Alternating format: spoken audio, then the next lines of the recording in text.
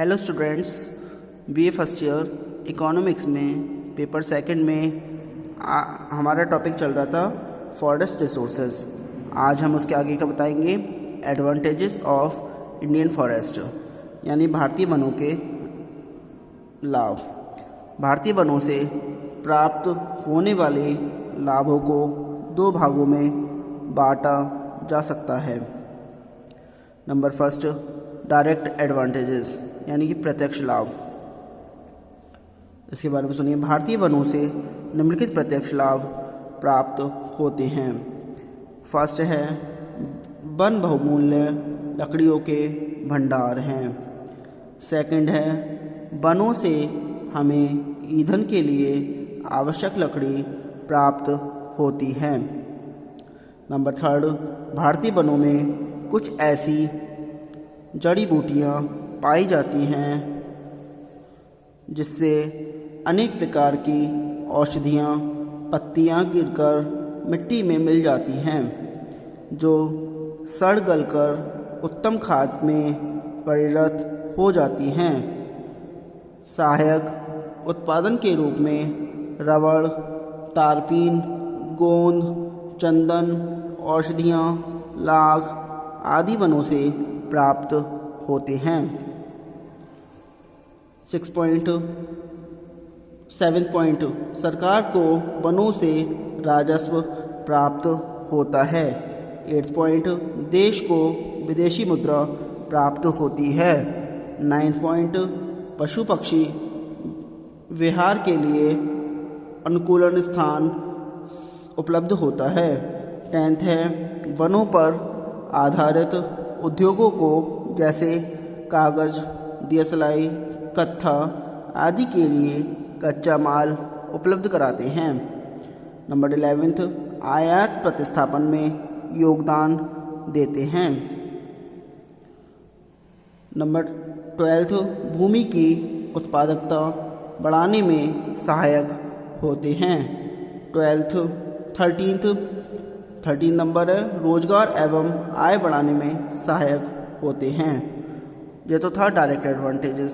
अब आपका आता है सेकंड, इनडायरेक्ट एडवांटेजेस यानी कि अप्रत्यक्ष लाभ।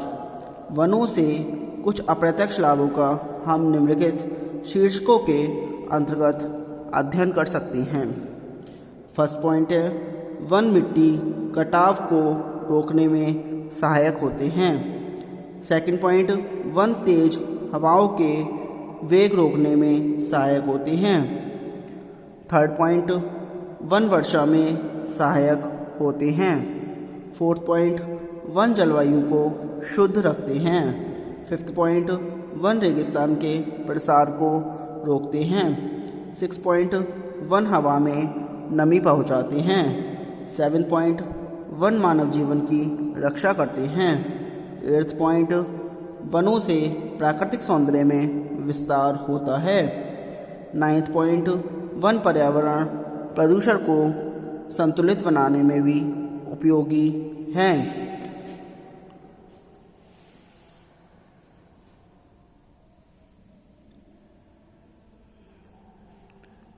फिर आता है classification of forest in India. Bharat में वनों का वर्गीकरण। भारत में वनों का वर्गीकरण दो प्रकार से किया जा सकता है। फर्स्ट है सरकारी आधार पर, यानी कि सरकारी आधार पर सुनिए, सरकारी आधार पर वन निम्न 3 प्रकार के होते हैं।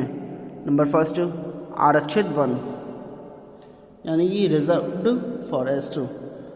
यह वन सरकारी संपत्ति होते हैं तथा ऐसे वनों को बाढ़ों की रोकथाम, रेगिस्तानों को रोकने,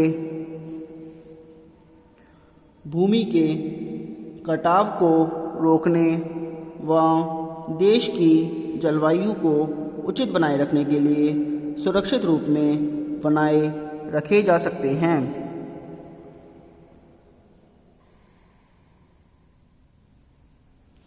ऐसे वनों का उपयोग बिना सरकारी अनुमति के कोई भी नहीं कर सकता। नंबर 2, संरक्षित वन यानी कि प्रोटेक्टेड फॉरेस्ट। इसके बारे में सुनिए। यह वन भी सरकारी संपत्ति होते हैं, लेकिन इन वनों के उपयोग करने का अधिकार निश्चित शर्तों पर सरकार द्वारा स्थानीय निवासियों को दिया जाता है। थर्ड पॉइंट दिया जाता है। थर्ड पॉइंट है अवर्गीकृत वन, यानी कि अनक्लासिफाइड फॉरेस्ट्स। ऐसे वनों को सरकार ठेकेदारों को दे देती है जो लकड़ी काटकर बेचते हैं या पशुओं को चराते हैं। सेकंड पॉइंट आता है प्रकृति के आधार पर। तो प्रकृति के आधार पर वन निम्न 3 प्रकार के होते हैं। वन निम्न प्रकार के होते हैं, सॉरी 3 प्रकार के नहीं, निम्न प्रकार के होते हैं। नंबर फर्स्ट, सदाबहार वन, एवरग्रीन फॉरेस्ट। इस प्रकार के वन उन स्थानों पर पाए जाते हैं जहां वर्षा 200 सेंटीमीटर से अधिक होती है। अधिक वर्षा के कारण ही वन अधिक हरे भरे रहते हैं। भारत में यह वन कुल वन क्षेत्र के 12% क्षेत्र पर पाए जाते हैं। यह वन मेघालय, त्रिपुरा, हिमाचल प्रदेश, मिजोरम तथा असम में हैं। इन वनों में मुख्य रूप से नारियल, रबड़, ताड़, बांस आदि के वृक्ष पाए जाते हैं। नंबर 2 आता है मानसूनी वन, यानी कि मॉनसून्स फॉरेस्ट। इस प्रकार के वन उन स्थानों पर पाए जाते हैं जहां वर्षा 100 से 200 सेंटीमीटर तक होती है। इन्हीं वनों को मानसून व पतझड़ वाले वन भी कहते हैं तथा ये ही भारत के बहुमूल्य वन हैं। भारत में यह वन कुल वन क्षेत्र के 80% भाग में पाए जाते हैं। यह वन तमिलनाडु, केरल, कर्नाटक, आंध्र प्रदेश, उड़ीसा, महाराष्ट्र तथा हिमाचल प्रदेश के निचले भाग में पाए जाते हैं।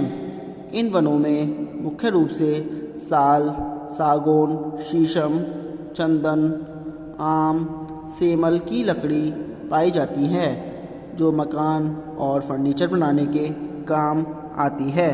थर्ड आता है मरुस्थलीय वन, ड्राई फॉरेस्ट। इस प्रकार के वन कम वर्षा वाले क्षेत्रों में पाए जाते हैं। ऐसे वन उत्तर प्रदेश, दक्षिणी प्रायद्वीप के शुष्क भाग, राजस्थान, कर्नाटक, गुजरात, महाराष्ट्र, आंध्र प्रदेश आदि में पाए जाते हैं। इन वनों में मुख्य रूप से नीम, बबूल, बेर, आम व ताड़ आदि के वृक्ष पाए जाते हैं। नंबर 4 आता है पर्वतीय वन, यानी कि माउंटेन फॉरेस्ट। सुनिए इसके बारे में। यह वन पहाड़ों के ऊपर पाए जाते हैं। भारत में यह वन मुख्यतः हिमालय पर ही पाए जाते हैं। इनमें औषधियों के वृक्ष अधिक पाए जाते हैं।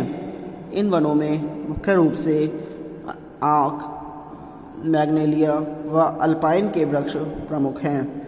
नंबर 5 आता है नदी तट के वन, रिवराइन फॉरेस्ट। यह वन उन स्थानों पर पाए जाते हैं जहां नदियों के किनारों पर नदियों में बाढ़ आ जाने से पानी फैलने के कारण वन बन गए हैं। इन वनों में इमली, जामुन, खैर, शीशम आदि के वृक्ष पाए जाते हैं। नंबर 6 आता है डेल्टाई वन, डेल्टाई फॉरेस्ट। इस प्रकार के वन गंगा, गोदावरी, ब्रह्मपुत्र आदि नदियों के डेल्टाओं में पाए जाते हैं जहां समुद्र का पानी ज्वार के समय आ जाता है। इन वनों को ज्वारी प्रदेश के वन भी कहा जाता है।